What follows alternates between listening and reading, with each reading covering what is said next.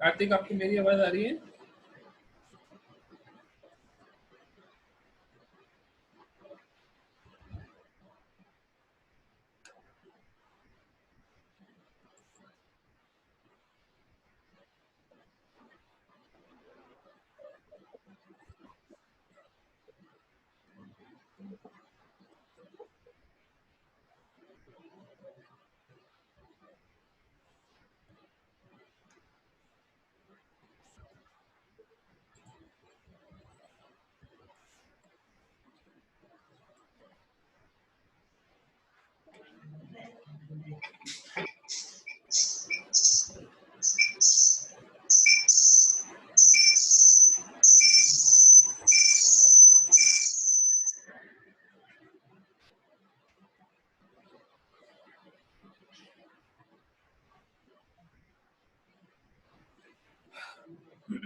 Hello Krish, yes sir. Good evening. अरे कार्तिक की आवाज नहीं आ रही भाई, कार्तिक को माइक सही नहीं हो रहा। कार्तिक बेटा, आपको ऑडियो इन करनी पड़ेगी, पहले ऑडियो इन करो।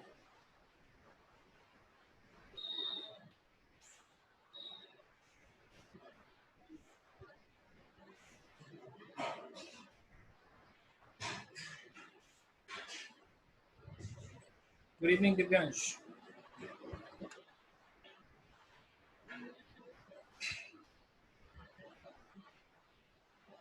दिव्यांश, आपकी भी ऑडियो नहीं आ रही है बेटा। आपके मोबाइल में नीचे ज्वाइन विद ऑडियो का लिंक आ रहा होगा, एक एरो, ग्रीन कलर का एरो, ज्वाइन विद ऑडियो।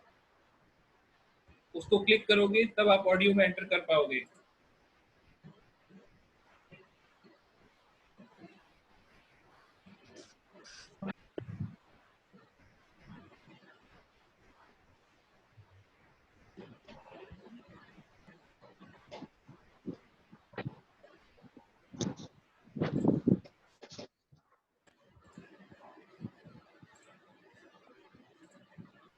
सभी को मेरी स्क्रीन दिखाई दे रही है?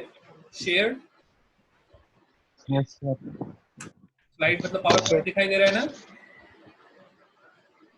हाँ जी। ओके, हमारे साथ कौन कौन है? कार्तिक है, दिव्यांश है, क्रिश है, यश नहीं आ रहा अभी। सर लक्ष्य भी ऐड हो गया होगा, वो कह रहा था। अभी तक ऐड हुआ नहीं है बेटा।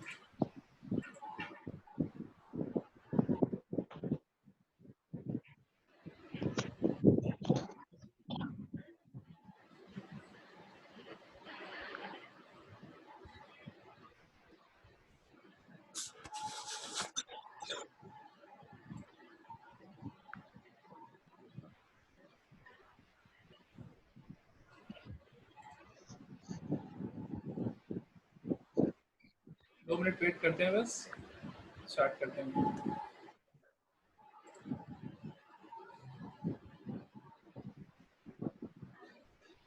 दिव्यांश, लक्ष्य को एक बार कॉल कर दो बेटा, अगर उसने ज्वाइन नहीं किया तो ज्वाइन कर लियो।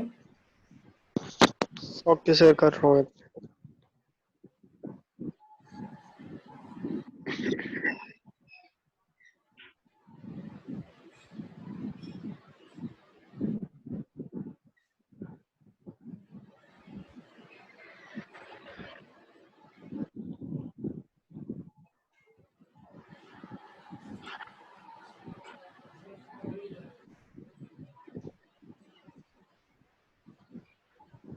हेलो यश, अभी ज्वाइन नहीं किया? आ जाओ फटाफट।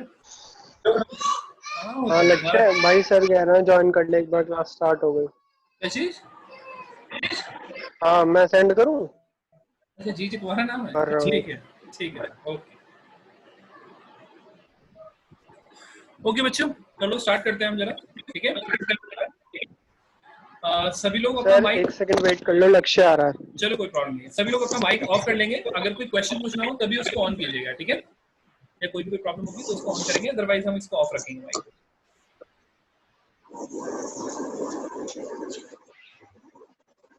सर एक सेकंड, लक्ष्य को वो लिंक सेंड कर दो, उसके पास आया नहीं था ग्रुप में, मैंने अभी ऐड किया है। लक्ष्य पे है नहीं लिंक? मैं भेज दूँ, मैं दोबारा नहीं भेज दूँ, सर। कोई प्रॉब्लम नहीं, दोबारा भेज दूँ।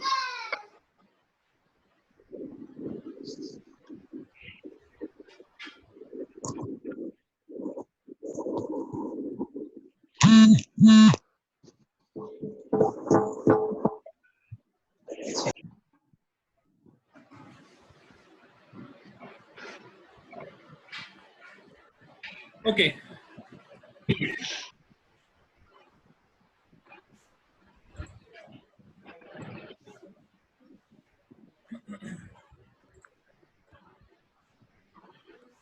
चलिए बेटा देखते हैं जरा एक बार आगे के लक्ष्य।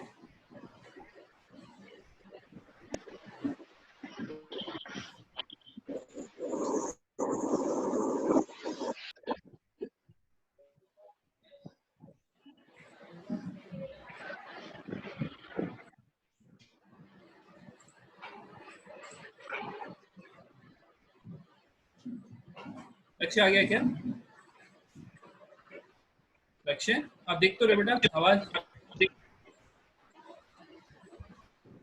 और सर हो गया ऐड, वो लक्ष्य हो गया ऐड। चलिए ठीक है बेटा स्टार्ट करते हैं अब जरा। अच्छा इससे पहले मैं आपको एक बात बता दूं, मैंने अपनी जो है व्हाट्सएप पे एक पर्सनल आईडी शेयर की है। ये जो आपका जूम होता है, इस जूम में केवल 40 मिनट्स की मीटिंग चल सकती है एक बार में। तो अगर ये 40 मिनट्स की मीटिंग डिस्कनेक्ट हो जाएगी बीच में, तो आपको केवल उस पर्सनल लिंक के थ्रू जूम आईडी, आप जूम में जाओगे, वहाँ पे पर्सनल लिंक डालोगे और ज्वाइन करोगे, आपकी मीटिंग दूसरी ज्वाइन हो जाएगी अपने आप। ठीक है ना? तो अगर ये मीटिंग बीच में डिस्कनेक्ट हो जाती है तो आपको मेरी पर्सनल आईडी यूज करके उस पे जो है जूम ऐप के थ्रू उसमें आपको मीटिंग में आ जाना है। ओके सर कल तो बहुत चल गई थी बेटा, कल चल गई थी, वो पहला दिन था ना, पहले दिन ट्रायल मोड होता है। ठीक है चलिए वापस से आते हैं हम। तो कल हमने थोड़ा सा बेसिक डिस्कशन किया था। मैं 5 मिनट के अंदर उस चीज को थोड़ा सा एक फास्ट फॉरवर्ड वे में थोड़ा सा रिवाइज कराने की कोशिश करूंगा। बेसिकली मैंने केमिस्ट्री के बारे में आपको बताया था कि केमिस्ट्री जो है 11th क्लास में आपके दो पार्ट में आपकी केमिस्ट्री है, पार्ट 1 और पार्ट 2। और इसमें जो आपकी केमिस्ट्री जो होती है वो 4 तरह की। बेटा सभी लोग अपने माइक जो है ना वो एक बार बंद कर लीजिए, जिससे कि थोड़ा कोई भी डिस्टर्बेंस ना हो। और आपकी जो केमिस्ट्री है, इस केमिस्ट्री में 4 तरह की केमिस्ट्री आप जनरली पढ़ेंगे, फिजिकल, ऑर्गेनिक, इनऑर्गेनिक और एनालिटिकल। यहाँ पे जो अभी हम जो डिस्कशन करने वाले हैं वो हमारा इन चारों की क्लासिफिकेशन पे बेस नहीं है, वो एक जनरल डिस्कशन है। ठीक है, तो अभी सबसे पहले हम 11th क्लास के चैप्टर 1 के बारे में बात करेंगे। जो चैप्टर 1 है आपका केमिस्ट्री का, वो है बेटा some basic concepts of chemistry. इसमें जो हमारा सिलेबस है उसको मैंने 2 पार्ट में डिवाइड किया हुआ है। पार्ट 1 में आपका general introduction, basically theoretical part होता है, और पार्ट 2 में आपका न्यूमेरिकल पार्ट होता है। ठीक है, तो पार्ट 1 के बारे में हम डिस्कशन करते हैं। सबसे पहले हमने केमिस्ट्री क्या है इसके बारे में थोड़ा सा डिस्कशन किया था। मैंने आप लोगों के साथ एक वीडियो शेयर की है, अगर आप कल का डिस्कशन देखना चाहते हो डिटेल में तो आप वहाँ पे भी देख सकते हो। लेकिन मैं अभी यहाँ पे थोड़ा सा प्रॉपर वे में रिवाइज करने की कोशिश करता हूँ। केमिस्ट्री जो है बेसिकली आपके एटम्स और मॉलिक्यूल्स की जब आप स्टडी करते हो, या फिर मैटर की कंपोजिशन, उसकी प्रॉपर्टी, उसके मैटर की स्टेट में होने वाले चेंजेस और उन चेंजेस को गवर्न करने वाले लॉज के बारे में जब आप स्टडी करते हो तो वो आपकी केमिस्ट्री कहलाती है। ठीक है, तो केमिस्ट्री में जब आप आगे केमिस्ट्री पढ़ेंगे तो मैंने आपसे 2 रिक्वायरमेंट की बात की थी कल भी, कि मुझे 2 रिक्वायरमेंट सबसे इंपॉर्टेंट हैं। पहली चीज तो आपको 1 से लेकर 30 तक के एलिमेंट्स विद एटॉमिक नंबर याद होने चाहिए। 1 से लेकर 30 तक आपको एलिमेंट्स विद एटॉमिक नंबर याद होने चाहिए। अगर वो आपको याद है तो आने वाले टाइम में जब भी आप कोई भी केमिकल कैलकुलेशन करोगे या कोई भी केमिकल रिएक्शन लिखोगे तो वहां पे आपको उसमें कोई प्रॉब्लम नहीं होगी। दूसरी बात, आपको ये जो आपकी पीरियोडिक टेबल है, ये पीरियोडिक टेबल आपको पूरी तरह से याद होनी चाहिए, बहुत ज्यादा डिटेल में नहीं, केवल इसकी ये पता होना चाहिए आपको कि एलिमेंट्स एस ब्लॉक में कौन से आते हैं, पी ब्लॉक में, डी ब्लॉक में, एफ ब्लॉक में कौन से एलिमेंट्स आते हैं। इसके अलावा 1 से लेके 18 जो मेरे ग्रुप्स होते हैं, उन ग्रुप्स में कौन कौन से एलिमेंट्स आते हैं। इसका मतलब अगर मैं आपसे बोलूं कि भाई कोबाल्ट कौन से ग्रुप में है, तो आपको पता होना चाहिए कि वो कौन से ग्रुप में आता है। अगर मैं आपसे बोलूं कि हीलियम कौन से ग्रुप में, तो आपको पता होना चाहिए कि वो 18 ग्रुप में आता है। ठीक है, तो ये 2 चीजों की सबसे बड़ी रिक्वायरमेंट होती है। अगर आपको ये चीजें याद हैं तो आपके बहुत सारे क्वेश्चंस जो है वो अंडरस्टैंडिंग बेसिस पे ही सॉल्व हो जाते हैं। ठीक है, उसके बाद ये जो नोट्स है मैं आपके साथ शेयर करूंगा, इसमें आपको 2 लिंक भी दे रखे हैं ये पीरियोडिक टेबल के। अगर आप इन लिंक को क्लिक करके देखेंगे तो आपको डायनामिक पीरियोडिक टेबल मिलेगी, जहाँ पे आप सारे एलिमेंट्स के बारे में बहुत अच्छे से जानकारी ले सकते हैं। अब मैंने आपको ये बताया था, सभी लोगों को स्क्रीन बिल्कुल विजिबल है क्लियरली? कोई ऐसा तो नहीं है जिसको स्क्रीन विजिबल ना हो बेटा? Yes sir. ओके, तो आप देख सकते हैं बच्चों यहाँ पे कि केमिस्ट्री जो है आपकी 4 तरह की होती है, फिजिकल, ऑर्गेनिक, इनऑर्गेनिक और एनालिटिकल। फिजिकल केमिस्ट्री वो केमिस्ट्री होती है जहाँ पे आप केमिस्ट्री के न्यूमेरिकल पोर्शन के साथ डील करते हो। फिजिकल केमिस्ट्री में मतलब हम क्या करेंगे, जो भी हमारी केमिकल रिएक्शंस हैं उनके रेट के बारे में डिस्कशन करेंगे, उनको कैटेलाइज करने के बारे में डिस्कशन करेंगे, उनका मैथमेटिक्स जो भी होगा वो हम फिजिकल केमिस्ट्री में डिस्कस करेंगे। इसी तरीके से ऑर्गेनिक केमिस्ट्री आप लोगों ने 10th क्लास में पढ़ाई है, कार्बन और इट्स कंपाउंड, उसमें आपने कार्बन के जितने भी कंपाउंड होते हैं वो ऑर्गेनिक केमिस्ट्री में आते हैं। लेकिन ध्यान रखिएगा हमेशा, जहां पे भी कार्बन होगा वो हमेशा ऑर्गेनिक कंपाउंड नहीं होगा। इसके एक्सेप्शंस क्या है? कार्बोनेट, बाइकार्बोनेट, कार्बाइड, ये आपके इनऑर्गेनिक कंपाउंड्स में आते हैं। इसी तरीके से इनऑर्गेनिक केमिस्ट्री क्या होती है? जब आप कार्बन और उसकी कंपाउंड्स को अपनी केमिस्ट्री से हटा के बाकी सब जो बचता है वो आपका इनऑर्गेनिक केमिस्ट्री में आता है। ऑर्गेनिक केमिस्ट्री और inorganic I am sorry, organic chemistry में और इनऑर्गेनिक केमिस्ट्री में यही मेन डिफरेंस होता है। और चौथी होती है आपकी एनालिटिकल केमिस्ट्री, इसको हम प्रैक्टिकल केमिस्ट्री भी बोलते हैं। एनालिटिकल केमिस्ट्री का मतलब क्या है? अगर आपके हाथ में एक लिक्विड दे दिया जाए और आपसे ये पूछा जाए कि इसमें क्या क्या अवेलेबल है और कितनी क्वांटिटी में अवेलेबल है, तो वो आप केवल प्रैक्टिकल करके ही निकाल सकते हो। ठीक है, वही चीज आपकी एनालिटिकल केमिस्ट्री के अंतर्गत आती है। यहाँ पे आपको केमिस्ट्री का एप्लीकेशन बताया गया है। केमिस्ट्री का बहुत वाइड एप्लीकेशन है। आप अपने कमरे में अगर जिस रूम में आप बैठे हैं, अगर आप उस रूम में चारों तरफ नजर घुमाएंगे तो आपको इतनी सारी केमिस्ट्री के एग्जांपल्स मिल जाएंगे कि आप उनको कैलकुलेट भी नहीं कर सकते। For example, I just give you some of the example. अगर आपके दरवाजों पे कुछ पॉलिश हुई है तो वो जो वार्निश है वो वार्निश भी आपकी केमिस्ट्री है। आपको जो बिल्डिंग या कॉन्क्रीट मटेरियल है वो भी आपकी केमिस्ट्री है। जो ड्रग्स आप लेते हैं, मेडिसिन आप लेते हैं, वो आपकी केमिस्ट्री होती है। आप जो फूड इनटेक करते हैं, आप जो मिल्क लेते हैं, वो सब आपकी केमिस्ट्री होती है। तो केमिस्ट्री इज एवरीवेयर, राइट? तो यहाँ पे उसको बेसिकली थोड़ा सा डिफाइन करने की कोशिश की गई थी। उसके बाद हम लोगों ने मैटर के डिस्कशन के बारे में बात की थी। सबसे पहली बात, आपको पता होगा मैटर क्या होता है। Anything which occupies mass and space is known as your matter. और मैटर के दो तरह से हमने क्लासिफाई किया था, फिजिकल और केमिकल क्लासिफिकेशन। फिजिकल क्लासिफिकेशन में सॉलिड, लिक्विड और गैस आते हैं। दो और स्टेट होती हैं जिनको बीईसी और प्लाज्मा बोला जाता है। बीईसी को हम बोलते हैं Bose Einstein condensate. Bose Einstein condensate सबसे कूल्ड स्टेट होती है। उससे ज्यादा, उससे थोड़ा सा जब आप हीट करेंगे तो सॉलिड बनेगा, उसको हीट करेंगे तो लिक्विड बनेगा, उसको हीट करेंगे तो गैस बनेगा, और जब आप गैस को हीट करेंगे तो फाइनली आपका प्लाज्मा बनेगा। ठीक है, तो 5 स्टेट होती हैं, लेकिन 3 स्टेट आपकी फंडामेंटल स्टेट होती हैं जिनको जनरली एक्सेप्ट किया जाता है।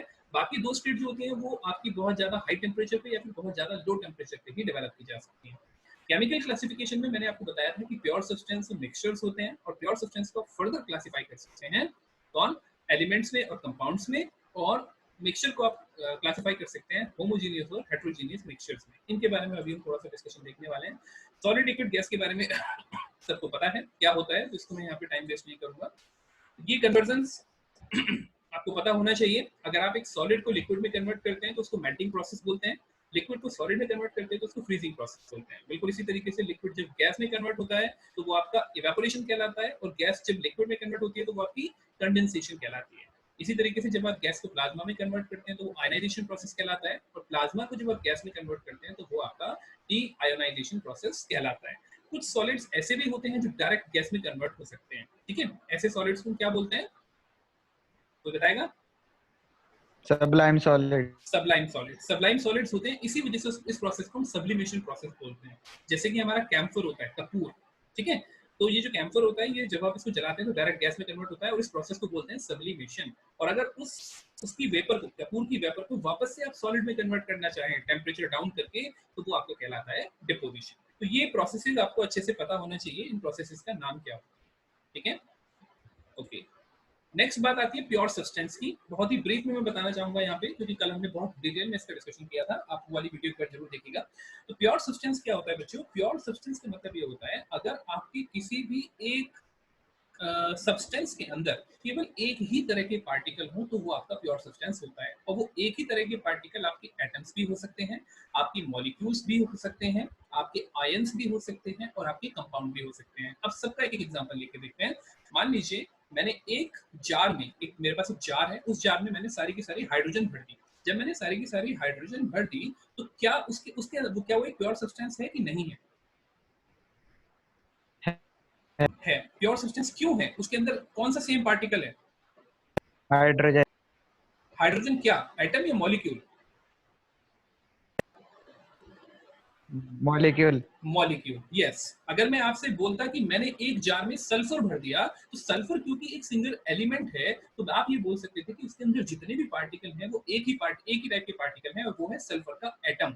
लेकिन जब मैं बात कर रहा हूँ हाइड्रोजन जब मैं बात कर रहा हूँ हाइड्रोजन की, तो हाइड्रोजन इज अ गैस, और हाइड्रोजन गैस जो होती है उसका फॉर्मूला होता है H2, और H2 इज अ मॉलिक्यूल।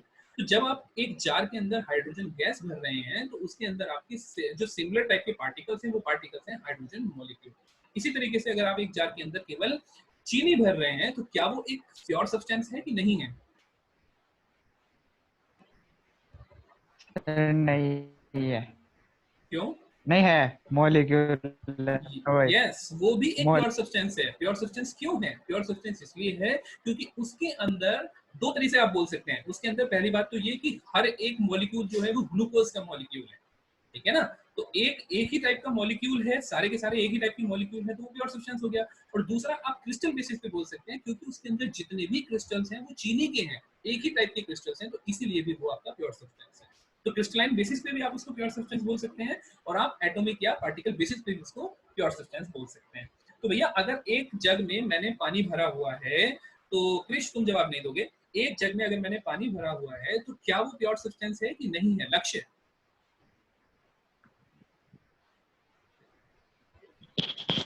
हाँ जी सर। अगर एक जग में पानी भरा हुआ है तो क्या वो प्योर सब्सटेंस है या नहीं है? नहीं है। क्यों नहीं है? रहेगा मॉलिक्यूल है। होगा बेटा, क्यों होगा? वो इसलिए होगा क्योंकि उसके अंदर एक ही टाइप के पार्टिकल हैं और वो एक ही टाइप के पार्टिकल कौन से हैं? H2O। H2O molecule. समझ रहे हैं आप? अब अगर मैंने एक बीकर के अंदर आपका NaCl का सॉल्यूशन भरा हुआ है तो क्या वो एक प्योर सब्सटेंस है कि नहीं है? यश।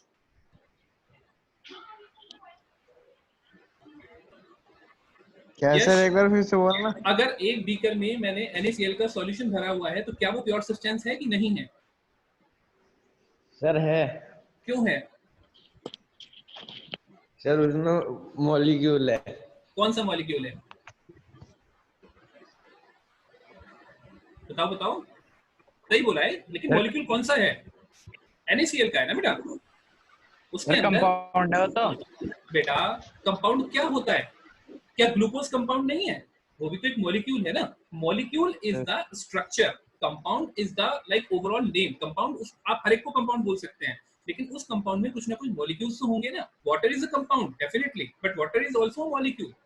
कंपाउंड जो होता है वो बहुत सारे मॉलिक्यूल से मिलकर बना होता है, ठीक है ना। तो NaCl जो है वो अपने आप में सिंगल एंटिटी देखी जाए तो वो एक मॉलिक्यूल है, but NaCl as a whole या एज अ ग्रॉस देखा जाए तो वो एक कंपाउंड है।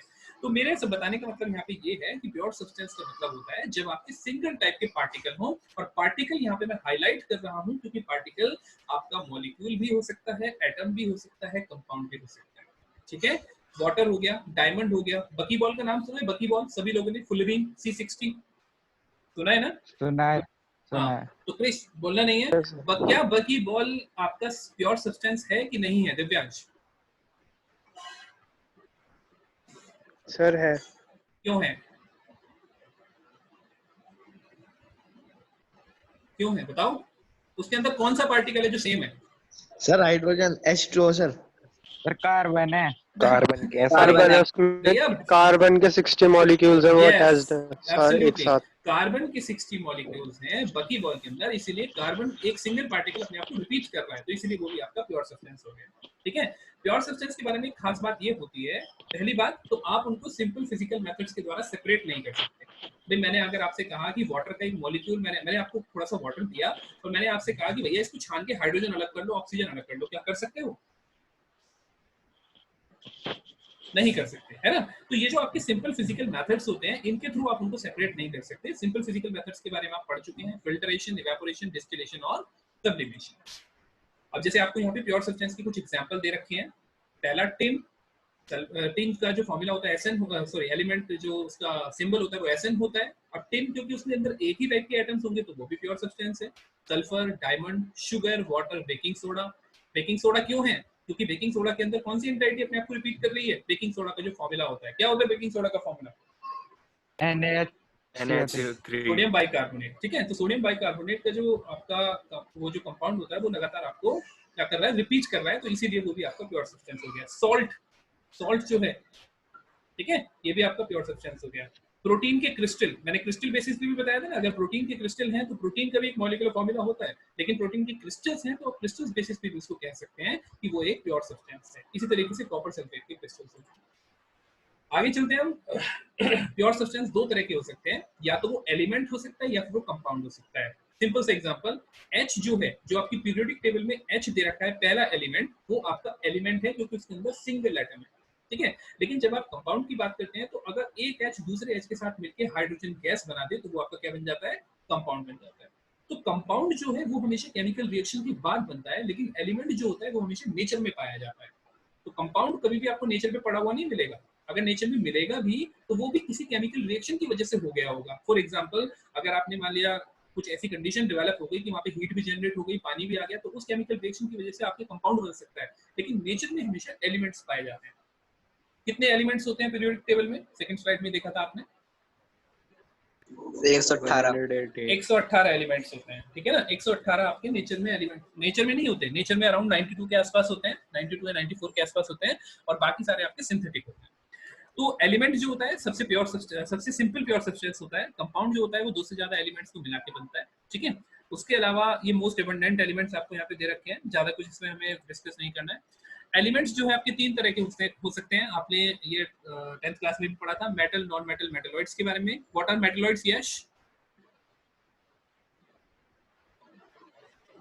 Yes metalloids. सर जिसमें मेटल और नॉन मेटल की दोनों की कैरेक्टरिस्टिक्स होती हैं। कोई एग्जांपल? सर एग्जांपल तो भूल गया सर। सामने लिखे हैं अकलबंद, ये रहे मेटलॉइड, दिख रही साइड दिख रही है ना तुम्हें?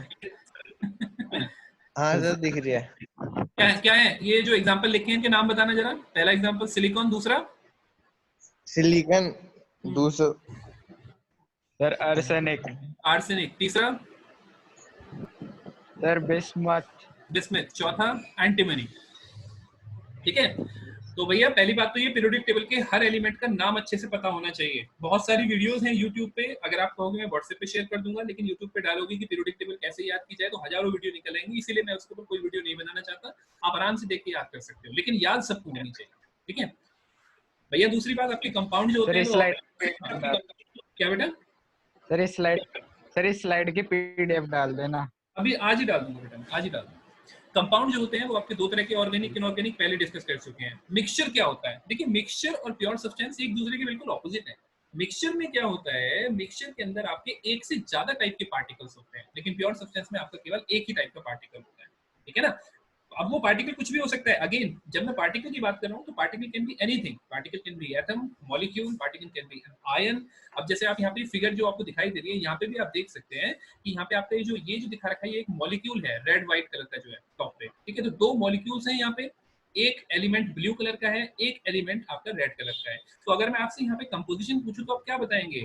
1 कंपाउंड 2 एलिमेंट्स। समझ रहे हैं आप 1 कंपाउंड 2 एलिमेंट्स क्यों बोला मैंने? बेटा इस चीज को क्लियर से समझना, क्योंकि मैं एक एक्सरसाइज भी दूंगा इसके ऊपर। अभी 5 मिनट की एक एक्सरसाइज होगी, वो आप वहां पे आपको आइडेंटिफाई करना पड़ेगा कि आपके इस सिस्टम में कितने एलिमेंट्स हैं, कितने मॉलिक्यूल्स हैं, कितने कंपाउंड हैं। अगर मैं इस वाली फिगर में जो आपको टॉप राइट पे दी हुई है, इस फिगर सबको अच्छे से दिखाई दे रही होगी, इसके अंदर मैंने आपसे बोला कि इसके अंदर एक कंपाउंड है और 2 एलिमेंट्स हैं। तो क्या आप समझ पा रहे हैं कि मैं एक कंपाउंड पर 2 एलिमेंट क्यों बोल रहा हूँ? यस सर, क्योंकि 2 एलिमेंट तो एक रेड और एक ब्लू, और एक कंपाउंड रेड और ब्लू दोनों का मिक्सचर है। रेड और व्हाइट का जो मिक्सचर है, जिसमें आपको 3 मॉलिक्यूल, हाँ सर, रेड और व्हाइट है ना, 3 एटम जुड़े हुए दिखाई दे रहे हैं, वो आपका एक कंपाउंड को रिप्रेजेंट करता है और 2 आपकी एलिमेंट्स को रिप्रेजेंट करते हैं, ठीक है बच्चों।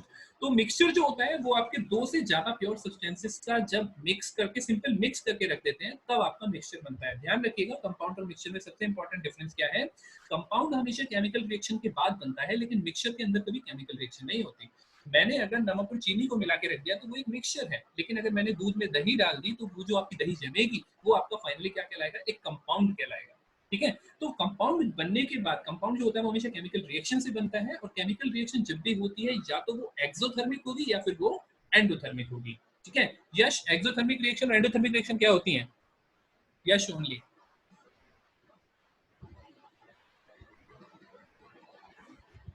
क्या सर? सर हाँ। एंडोथर्मिक जिसमें, एक्सोथर्मिक तो सर जिसमें हीट रिलीज होती है, और एंडोथर्मिक जिसमें हीट एब्जॉर्ब होती है। ओके कार्तिक, तुम सुन पा रहे हो भैया? तुम्हारी आवाज नहीं आ रही मुझे, तुमने कुछ भी नहीं बताया अभी। कार्तिक तो सही बताया ना मैंने? यस सर, सुनाई दे रहा है। सुनाई दे रहा है, हाँ। और ये एक बच्चा और है हमारे साथ, मुस्तफा। बेटा आपको सुनाई दे रहा है सब कुछ? Yes sir. हाँ ठीक है बेटा।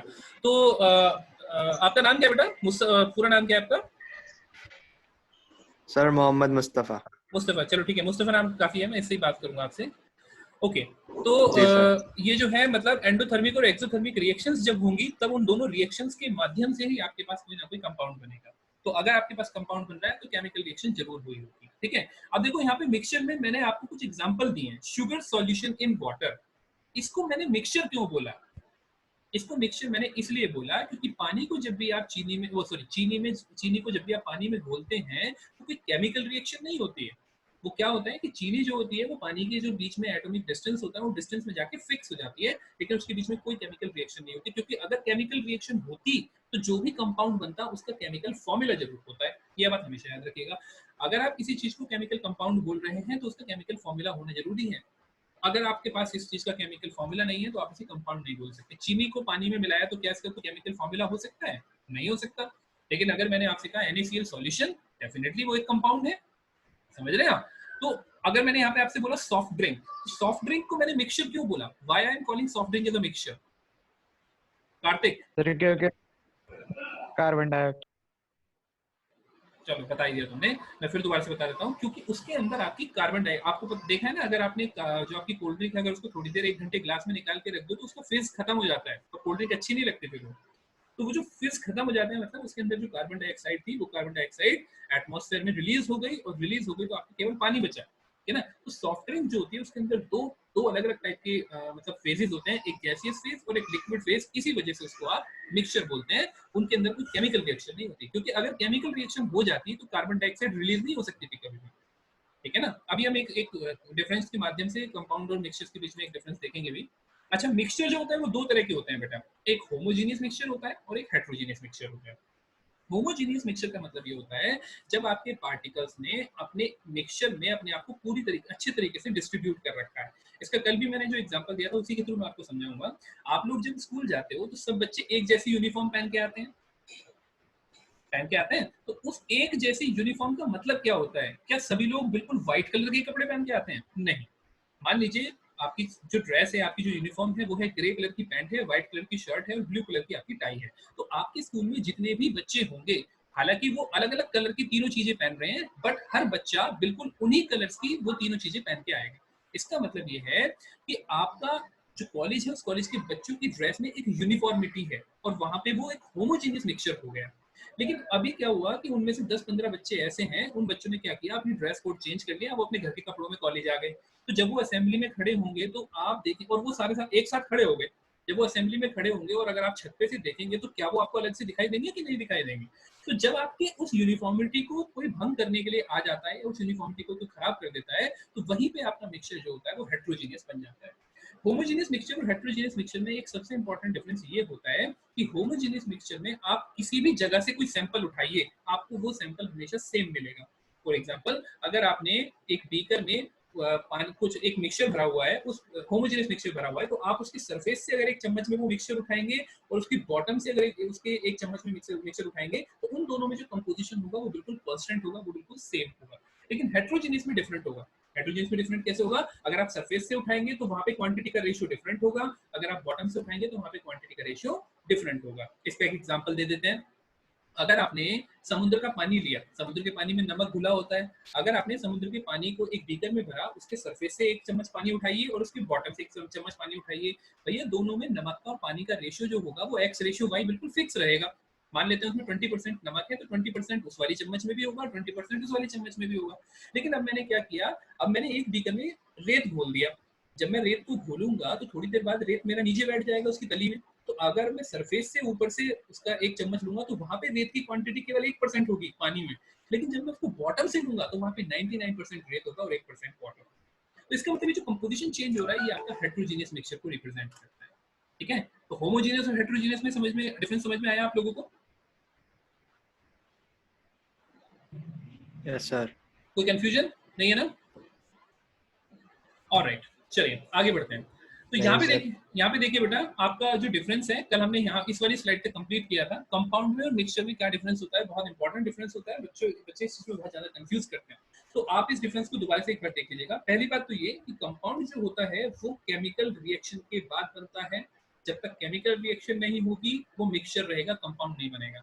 भैया मैंने क्या किया, वाटर बनाया, हाइड्रोजन और ऑक्सीजन को मिलाया, मैंने वाटर बना दिया।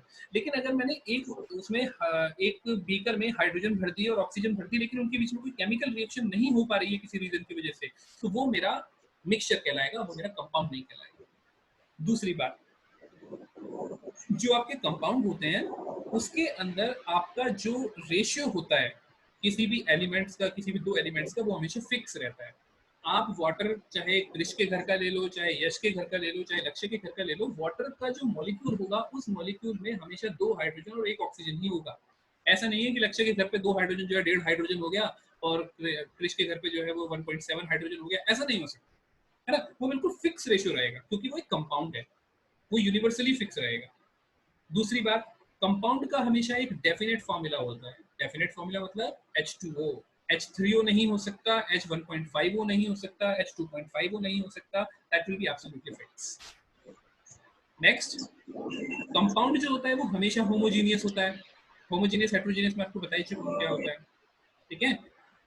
अगली बात, कंपाउंड को बनाते टाइम जब भी सर कंपाउंड, जो हाँ हाँ जिप्सम का फॉर्मूला होता है उसमें लास्ट में हाफ H2O लगता है, तो हाफ H2O का मींस वो बेटा वाटर ऑफ क्रिस्टलाइजेशन होता है। वाटर ऑफ क्रिस्टलाइजेशन जो होता है ना, वो कंपाउंड को कॉन्स्टिट्यूट नहीं करता। वाटर ऑफ क्रिस्टलाइजेशन एटमॉस्फेयर के ऊपर डिपेंड करता है और वो काफी हद तक आपकी उसको बनाने की कंडीशंस के ऊपर भी डिपेंड करता है। वाटर ऑफ क्रिस्टलाइजेशन को हम कंसीडर नहीं करते कंपाउंड का पार्ट, है ना, वो वेरी कर सकता है, ठीक है, तो वो कंपाउंड का पार्ट नहीं है। ओके, हाँ ना तो बोलो भैया। Yes sir, okay. हाँ ठीक है, तो आगे चलते हैं। तो केमिकल रिएक्शन जो हाँ है, सर। हाँ, तो केमिकल रिएक्शन जो है बेटा, वो केमिकल रिएक्शन जब भी होगी या तो आपकी हीट रिलीज होगी या हीट एब्जॉर्ब होगी। तो कंपाउंड बनते टाइम हीट रिलीज या हीट एब्जॉर्ब होना बहुत ज्यादा जरूरी है। अगर नहीं हो रही है तो इसका मतलब आपका कंपाउंड बना ही नहीं है, ठीक है। और सबसे इंपॉर्टेंट बात, एक कंपाउंड को आप उसके कॉन्स्टिट्यूएंट में सेपरेट नहीं कर सकते सिंपल फिजिकल मेथड से। आपको उसको अगर सेपरेट करना है तो उसके लिए आपको इलेक्ट्रोकेमिकल मेथड यूज करने पड़ेंगे। इलेक्ट्रोकेमिकल मेथड में डी एसोसिएशन होता है, जहाँ पे बॉन्ड को ब्रेक करने के लिए आप इलेक्ट्रिक एनर्जी देते हैं, हीट एनर्जी देते हैं। समझ रहे हैं आप, ठीक है। तो ये बेसिकली आपकी कंपाउंड और मिक्सचर के बीच में डिफरेंस है, जो कि बहुत इंपॉर्टेंट है और जो आपको अच्छे से क्लैरिफाई होना चाहिए। तो यहाँ तक सभी लोगों को, ये मैंने कल की बात करी है, अभी आज की बात तो मैंने करी है, आज की बात यहाँ से नेक्स्ट स्लाइड से शुरू होगी। यहाँ तक सभी लोगों को सब कुछ क्लियर है? अगर कोई भी क्लैरिफिकेशन और ज्यादा डिटेल में चाहिए तो जो मैंने आपके साथ एक वीडियो शेयर कर रखी है, उसका लिंक शेयर कर रखा है, आप उसको देखना, आपको वहाँ पे क्लैरिफाई हो जाएगा। अगर कोई प्रॉब्लम होती है तो कल के लेक्चर में हम इसको दोबारा से डिस्कस कर लेंगे, जो भी आपके डाउट्स हैं। आगे चल सकते हैं अब हम? Yes sir. चलिए, तो अब आगे देखते हैं बेटा। अब ये आपका सबसे पहले टेस्ट है, ये एक छोटा सा टेस्ट है। सभी लोगों के पास नोटबुक होगी, आपके पास ABCDEFGH आपको अलग अलग ऑप्शन दे रखे हैं। आपको इसमें ये बताना है कौन से वाले ऑप्शन में कितने एलिमेंट हैं, कितने कंपाउंड हैं, कौन सा जो ऑप्शन है वो मिक्सचर को रिप्रेजेंट करता है और कौन सा ऑप्शन आपके होमोजीनियस मिक्सचर को रिप्रेजेंट करता है या कौन सा हेटेरोजीनियस। जो भी आपको समझ में आता है इस ABCD से लेके H तक देख के 3 मिनट का टाइम मैं आपको दूंगा, इसको ऑब्जर्व करो एंड जस्ट राइट इट। उसके नेक्स्ट स्लाइड में ही मैं आपको इसका आंसर दूंगा।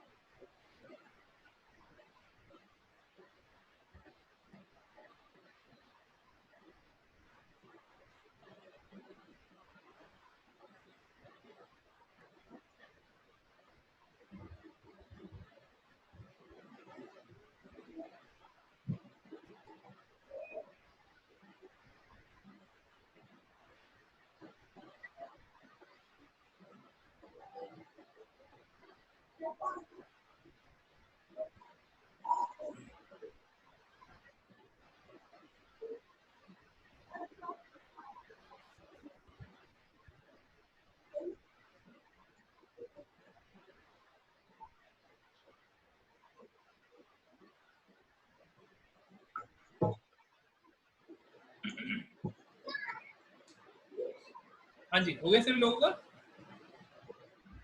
नहीं हुआ, करो करो करो, लिखा नहीं है अभी। लिखो लिखो लिखो, फटाफट लिखो, अपनी नोटबुक में लिखो ना, तभी तो आंसर मैच कर पाओगे। वरना तो ये लगेगा सब कुछ सही है हमारा।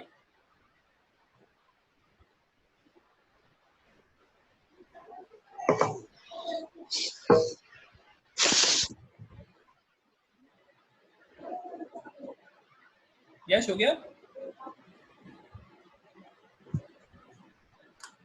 लिख रहा हूँ सर। सब लोग अपना अपना कैमरा ऑन करो, शक्लें दिखाओ मुझे जरा, देखता हूँ कौन लिख रहा है कौन नहीं लिख रहा।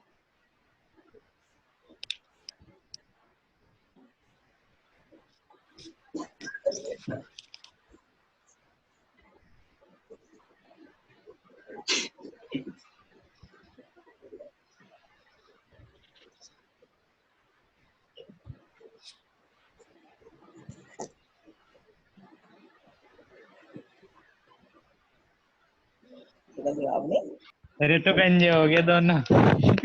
अरे तू अपना काम कर ले, उसको गंजू को मत देख। चलो बेटा, मेरे हिसाब से अगर किसी ने लिखा होगा तो लिख लिया होगा, वरना तो तुम ऐसे मजे ले रहे होगे, मुझे पता है। देखो जरा यहाँ पे, चले आगे, सबका हो गया? दिव्यांश? चलो सर। दिव्यांश सर कर रहा हूँ, मैं भी लिख रहा हूँ। लिखो लिखो। मुस्तफा आपने किया बेटा? हाँ सर हो रहा है। ओके, चलिए तो आगे हम चेक करते हैं, जरा इसको देखते हैं। Right, let's see.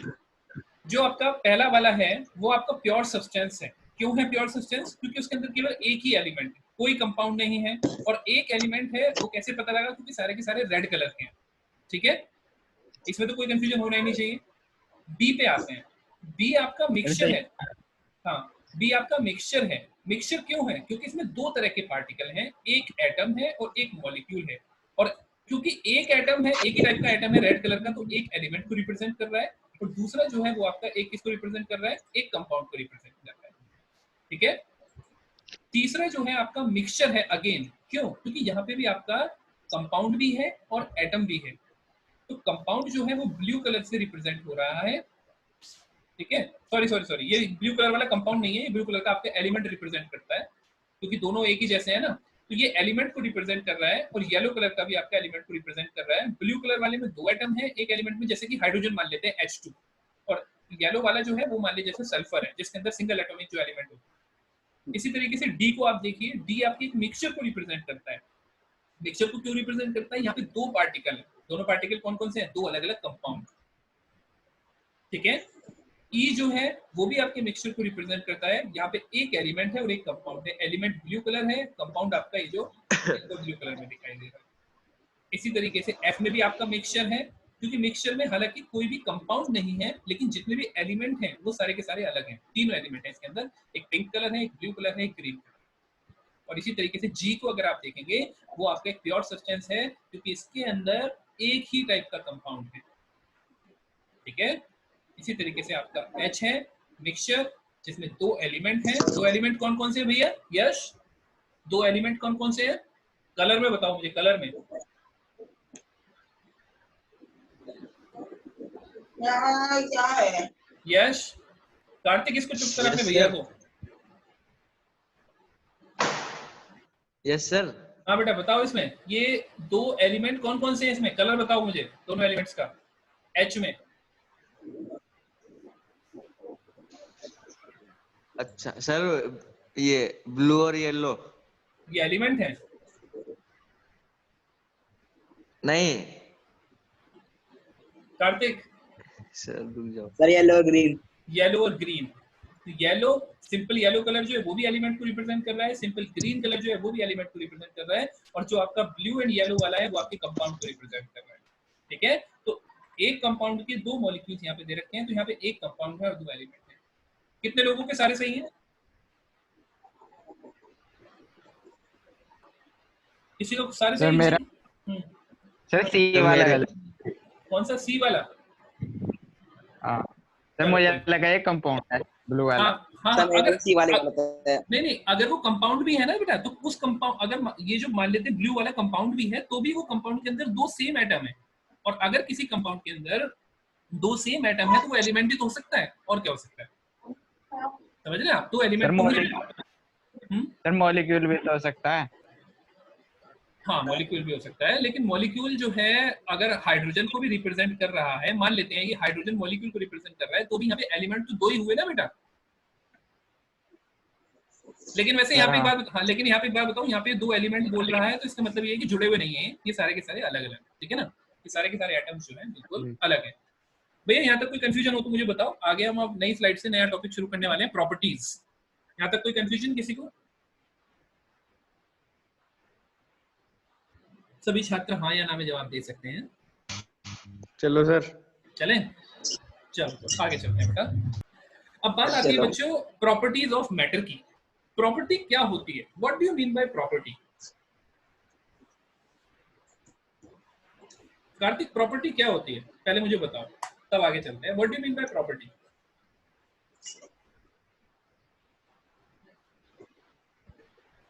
Property hmm, और उसकी विशेषता, किसकी विशेषता? जिसकी प्रॉपर्टी किसी है। भी चीज की। अच्छा Mustafa, what do you understand by property बेटा? नहीं सर वो चला गया। चला गया, कोई बात नहीं।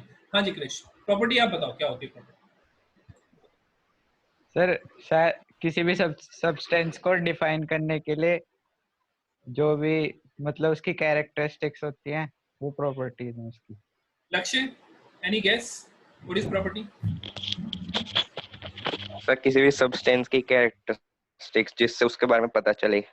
देखिए बिल्कुल आप काफी हद तक आपने बिल्कुल ठीक बताया, बस इसमें एक चीज ध्यान रखिएगा, वो कैरेक्टरिस्टिक्स ऐसी होनी चाहिए जो उसको एक सब्सटेंस को दूसरे सब्सटेंस से डिफर करे। फॉर एग्जांपल अगर मैं आपसे ये बोलूं कि भैया लक्ष्य जो है वो क्रिश से काफी अलग है, अब ये जो मैंने जो शब्द बोला कि लक्ष्य जो है क्रिश से काफी अलग है, ये बेसिकली यहाँ पे प्रॉपर्टी को डिफाइन करता है कि लक्ष्य के अंदर जो प्रॉपर्टीज हैं वो क्रिश की प्रॉपर्टी से बिल्कुल डिफरेंट है।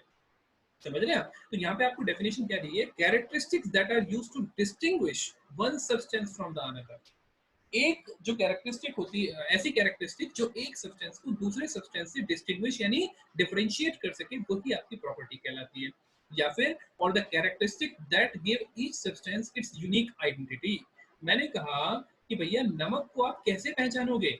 नमक को आप किस तरीके से पहचानते हो? उसके टेस्ट से ही तो पहचानते हो। अगर मैं आपको एक 3 तरह की बाउल्स दूं, उन तीनों में मैं आपसे तीनों में आपको व्हाइट कलर का पाउडर भरा हुआ है, एक में नमक है, एक में आपका खाने का सोडा है और एक में आपका बूरा है, शुगर का पाउडर। तो आप उसको कैसे पहचानोगे? आप उसको टेस्ट करके तो पहचानोगे ना। तो वो जो टेस्ट है वो उसकी यूनिक प्रॉपर्टी है। नमक की यूनिक प्रॉपर्टी उसका टेस्ट है, शुगर की यूनिक प्रॉपर्टी उसका टेस्ट है, और खाने का सोडा जो है उसकी यूनिक प्रॉपर्टी उसका टेस्ट है।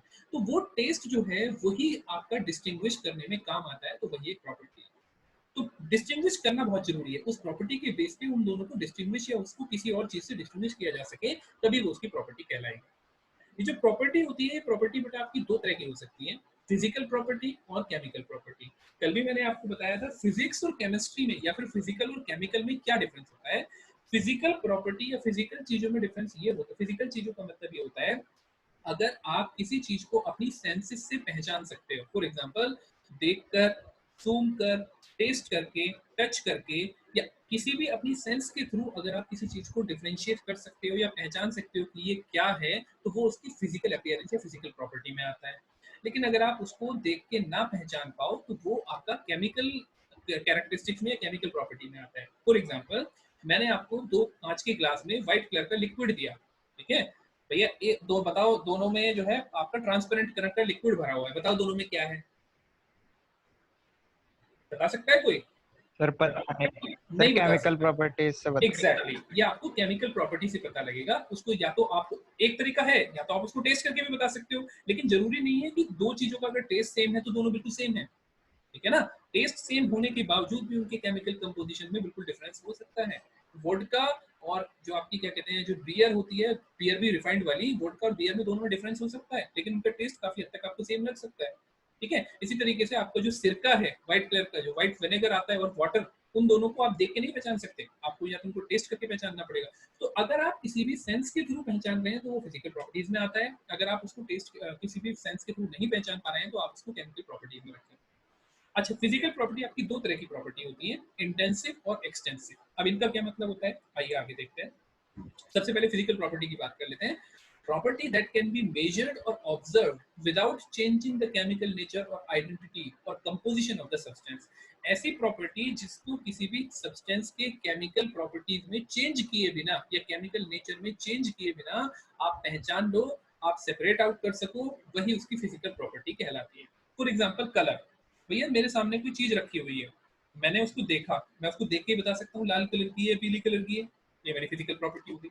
मेल्टिंग पॉइंट या बॉइलिंग पॉइंट, हमें सबको पता होता है मेल्टिंग पॉइंट बॉइलिंग पॉइंट का, हम या तो उसको ग्राफ से स्टडी भी कर सकते हैं या फिर आप उसको एनवायरनमेंट में रखा, आपने टिन या कोई भी आपने कोई सॉफ्ट मेटल है उसको अपने एनवायरनमेंट में रखा, वो अगर टेम्परेचर ज्यादा हो गया तो मेल्ट हो गया, और मेल्ट हो गया तो आपको पता लग गया कि भैया जो टेम्परेचर इस समय है वो इसका मेल्टिंग टेम्परेचर है। तो आपको कुछ करना नहीं पड़ा, लेकिन आपको तब भी पता लग गया। इसी तरीके से डेंसिटी, किसी चीज की कोई खुशबू, किसी चीज की कोई वॉल्यूम, कोई कितनी बड़ी चीज है, किसी चीज का कोई वेट या मास, ये सब चीजें जो होती है आपकी फिजिकल प्रॉपर्टी में आती है, ठीक है ना। Most of the physical properties are quantitative in nature, hence they are also called the physical quantities. Quantitative का मतलब क्या है, उनको आप क्वांटिफाई कर सकते हो नंबर्स में। यानी अगर मैं आपसे बोलूं कि आपका जो मोस्ट ऑफ द लिखा है, सारी नहीं, मैंने आपसे बोला भैया उसका येलो कलर है, तो क्या आप ये बता सकते हो कि कितना येलो? आप ज्यादा से ज्यादा ये बोल सकते हो लाइट येलो, डार्क येलो, लेकिन अगर मैं आपसे पूछूं कितना डार्क येलो, क्या आप बता सकते हो? नहीं बता सकते। लेकिन फिर भी मैं आपको बता दूं, इन कलर्स को भी कोड करने का, इन कलर को क्लासिफाई करने के भी काफी सारे मेथड्स होते हैं, लेकिन सारी प्रॉपर्टी को क्वांटिफाई नहीं किया जा सकता। लेकिन हाँ, melting point, melting point, boiling point बताया जा सकता है। वाटर का अगर मैं बॉइलिंग पॉइंट आपसे कहूँ, आप कहेंगे 100 डिग्री सेंटीग्रेड, बिल्कुल फिक्स है, एट 1 एटमॉस्फेरिक प्रेशर। ये चीज हमेशा याद रखना, आपका जो वाटर का बॉइलिंग टेम्परेचर होता है वो एसोसिएटेड होता है प्रेशर के साथ। बॉइलिंग टेम्परेचर 100 डिग्री सेंटीग्रेड जो होता है वो केवल 1 एटमॉस्फेरिक प्रेशर पे होता है। अगर प्रेशर चेंज करोगे तो टेम्परेचर चेंज हो जाएगा, बॉइलिंग टेम्परेचर चेंज हो जाएगा। आपने एग्जांपल सुना होगा, पहाड़ों पे जब जाते हैं तो वहां पे आपका बॉइलिंग टेम्परेचर जो होता है वो बहुत ज्यादा कम हो जाता है, इस वजह से चावल नहीं पक पाता। ये एग्जांपल सुना है ना आपने, कभी नहीं सुना? सुना है। सुना है ना। सर सुना है। पहाड़ों पे जब जाते हैं तो पहाड़ों पे क्या होता है, इतना ज्यादा एटमॉस्फेरिक प्रेशर, जैसे जैसे प्रेशर बढ़ता रहेगा वैसे वैसे बॉइलिंग टेम्परेचर कम होता चला जाएगा। तो वहाँ पे प्रेशर, एटमॉस्फेरिक प्रेशर पहाड़ों पे इतना ज्यादा होता है कि जो बॉइलिंग टेम्परेचर है वो 20 डिग्री 30 डिग्री सेंटीग्रेड पे आ जाता है। यानी 30 डिग्री सेंटीग्रेड पे आपका वाटर बॉइल करना शुरू कर देगा। जब वाटर बॉइल करना शुरू कर देगा तो बॉइल करने के बाद वो इवेपोरेट होने लगेगा। तो भैया जब तक आपका चावल पकने की नौबत आएगी तब उससे पहले तो आपका सारा पानी उड़ जाएगा। तो जब सारा पानी उड़ गया तो चावल कहाँ से पकेगा, ठीक है ना। तो प्रेशर और टेम्परेचर का बहुत अच्छा रिलेशनशिप होता है, उसी के बेसिस पे हम बॉइलिंग पॉइंट को डिफाइन करते हैं। तो भैया फिजिकल क्वांटिटीज ये होती हैं जिनको आप क्वांटिफाई कर सकते हैं। और दूसरी बात फिजिकल प्रॉपर्टी, अच्छा देखो इसमें एक पॉइंट और लिखा हुआ है, without changing the chemical nature और आइडेंटिटी। इसका मतलब ये है कि आपको उसके ऊपर कोई केमिकल एक्सपेरिमेंट नहीं करना पड़ेगा उसकी प्रॉपर्टी को पहचानने के लिए, ठीक है ना। तो आप उसको देख के, मेजर करके, सेंस करके इस तरह से आप पहचान लोगे और उसकी केमिकल नेचर में कोई चेंज नहीं आएगा। फिजिकल प्रॉपर्टी दो तरह की होती हैं, एक्सटेंसिव प्रॉपर्टी और इंटेंसिव प्रॉपर्टी। एक्सटेंसिव प्रॉपर्टी वो प्रॉपर्टी होती है जो आपकी डिपेंड करती है अमाउंट और मास ऑफ द मैटर, या तो उसके अमाउंट के ऊपर डिपेंड करेंगी या उसके मास के ऊपर डिपेंड करेंगी।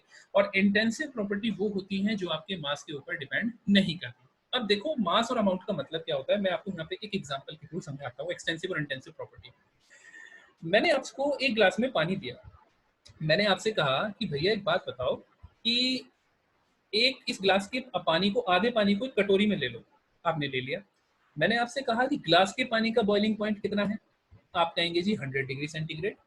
मैंने कहा अब ये बताओ कि मुझे कटोरी के पानी का बॉइलिंग पॉइंट कितना है, आपने कहा जी 100 degree centigrade at 1 atmospheric pressure. अब मैंने कहा अच्छा इस कटोरी के पानी को भी दो पार्ट में डिवाइड कर लो, आपने दोनों पार्ट में डिवाइड कर लिया, अलग अलग हाफ हाफ कर लिया। अब मैंने आपसे पूछा कि कटोरी के दो पानी को जो आपने दो पार्ट में डिवाइड किया है उसका बॉइलिंग पॉइंट कितना कितना है, तो आप कहोगे जी 100 डिग्री सेंटीग्रेड। अब मेरा क्वेश्चन आपसे ये है कि भैया जब आपने पानी को आधा आधा कर लिया तो बॉइलिंग पॉइंट 50-50 डिग्री सेंटीग्रेड क्यों नहीं हुआ, 100 डिग्री सेंटीग्रेड ही क्यों है? तो इसका सिंपल सा आंसर ये है क्योंकि boiling point is not a extensive property. Boiling point is the intensive property which is independent of the amount of the mass of matter. यानी आपका अमाउंट कितना है, मास कितना है, इस चीज के ऊपर कुछ डिपेंड नहीं करता।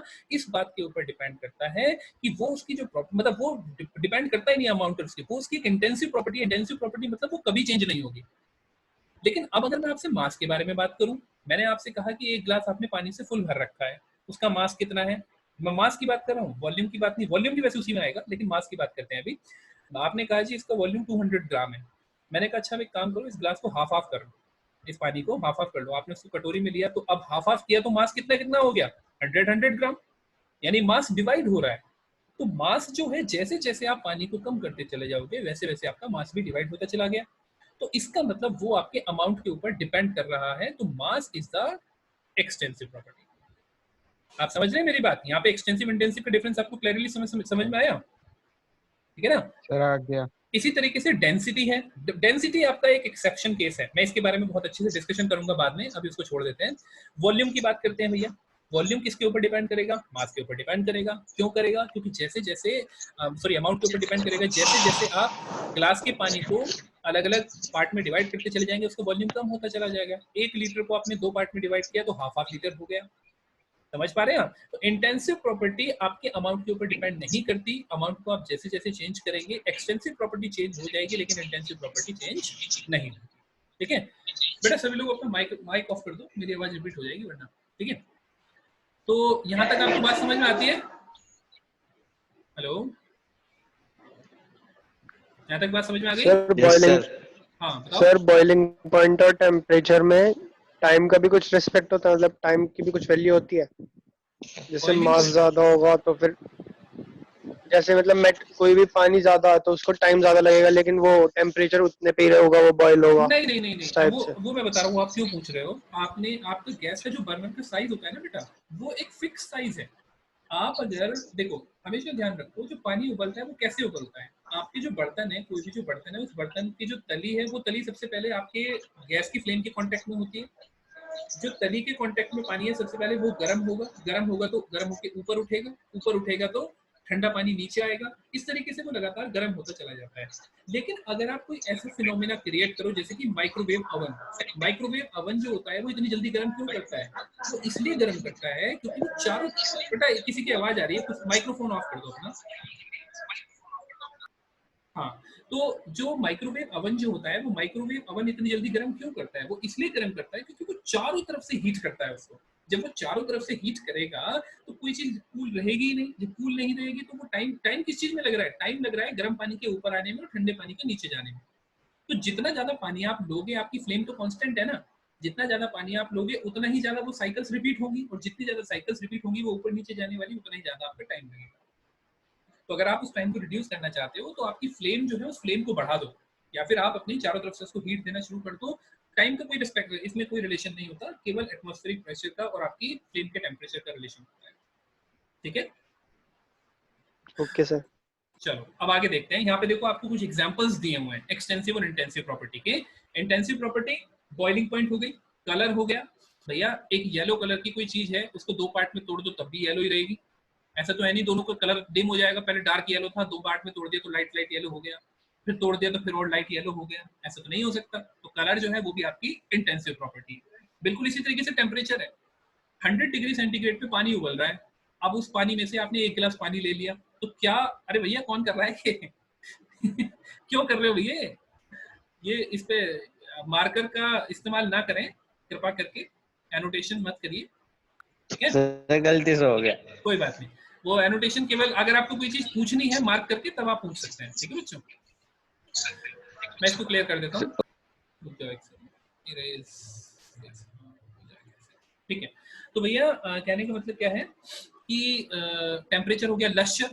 टेम्परेचर की बात कर रहा था मैं कि 100 डिग्री सेंटीग्रेड का अगर आप अपना पानी लेके चलोगे, उसमें से आपने 1 गिलास निकाल लिया, तो ऐसा ये मतलब थोड़ी ना कि उसमें से 1 गिलास निकाल लिया तो 20 डिग्री सेंटीग्रेड कम टेम्परेचर हो जाएगा, नहीं, सेम रहेगा। हार्डनेस, लश्यर, ये सब आपकी इंटेंसिव प्रॉपर्टी है जो अमाउंट के ऊपर डिपेंड नहीं करती। लेकिन अब आती है एक्सटेंसिव प्रॉपर्टी, जैसे कि आपकी वॉल्यूम अमाउंट के ऊपर डिपेंड करेगी, मास, साइज, जितना ज्यादा आप अमाउंट कम करते चले जाएंगे उतना साइज भी कम होता चला जाएगा। वेट, लेंथ, ये सब कुछ आपके इसके ऊपर डिपेंड करेगी, अमाउंट के ऊपर। ठीक है बच्चों, समझते हैं हम, बहुत आगे निकल गए।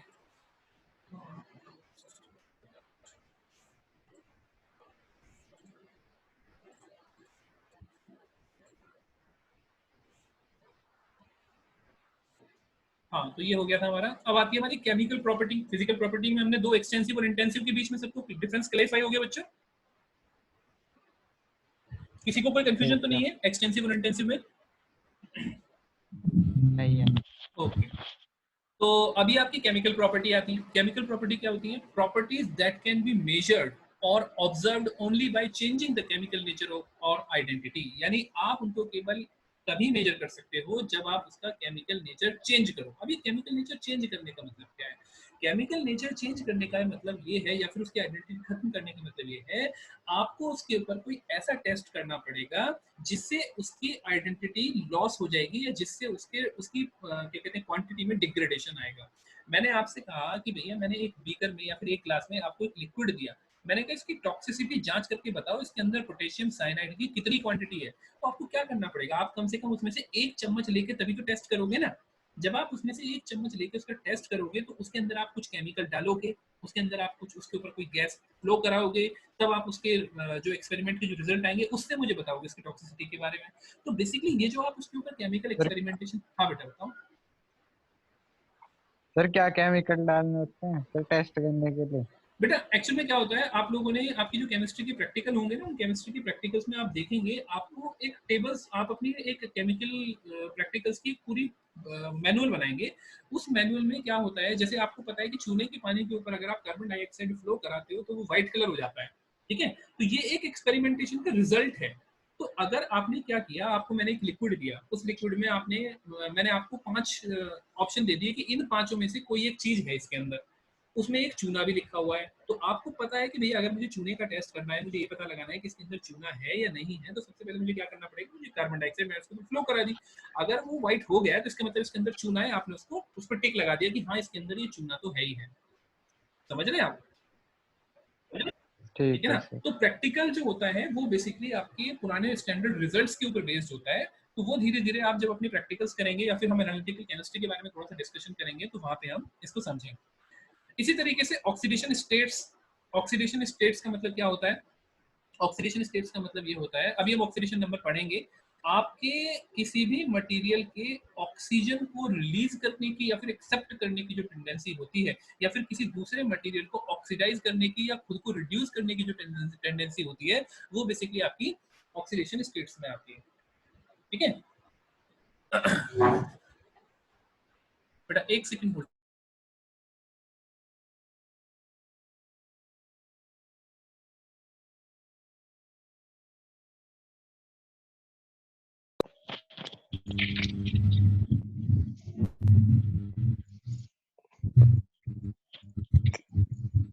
क्रिश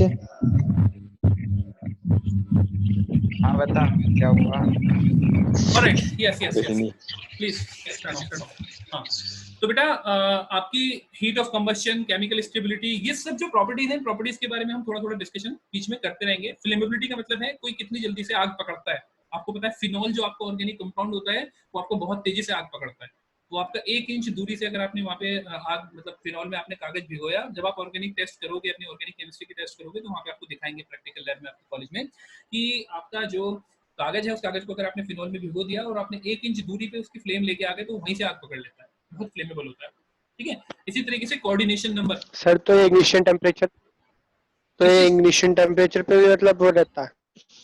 नहीं, इग्निशन टेम्परेचर तो बहुत कम होता है बेटा, वो रूम टेम्परेचर पे आग। अब जैसे सोडियम है, सोडियम का इग्निशन टेम्परेचर तो बहुत ही ज्यादा कम होता है, पानी के कांटेक्ट में आते ही वो काम शुरू कर देता है ना। तो इग्निशन टेम्परेचर बहुत कम होता है उसका, इसीलिए वो इतनी जल्दी आग पकड़ लेता है। ओके, यही पूछ रहे थे या कुछ और पूछ रहे थे बेटा? दिव्यांश? नहीं सर, यही पूछ रहा था। अच्छा, इसी तरीके से आपकी रिएक्टिविटी होती है। रिएक्टिविटी का मतलब क्या होता है? रिएक्टिविटी आपको पता है, जब आप मेटल्स पढ़ रहे थे, जब आप किसी के अंदर किसी इलेक्ट्रॉन्स को डोनेट करने की टेंडेंसी जितनी ज्यादा होगी, एक्सेप्ट करने की टेंडेंसी जितनी ज्यादा होगी, वो उतना ही ज्यादा रिएक्टिव होगा। ठीक है। केमिकल बॉन्ड्स, ये सब कुछ आपकी केमिकल प्रॉपर्टीज में आती है। तो केमिकल प्रॉपर्टी और फिजिकल प्रॉपर्टी, हाँ बोलो। सर एसिडिटी और बेसिडिटी क्या थी?